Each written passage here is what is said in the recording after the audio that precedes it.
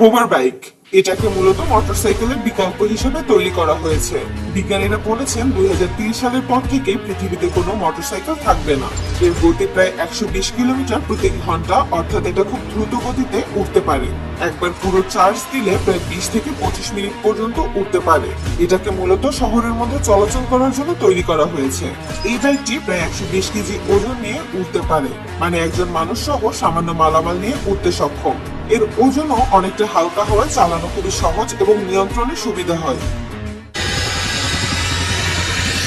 জেটম্যান এটা হলো এমন এক উড়োজাহাজ যা মানুষের শরীরের উপর লাগানো ছোট ছোট জেট ইঞ্জিন দিয়ে চলে।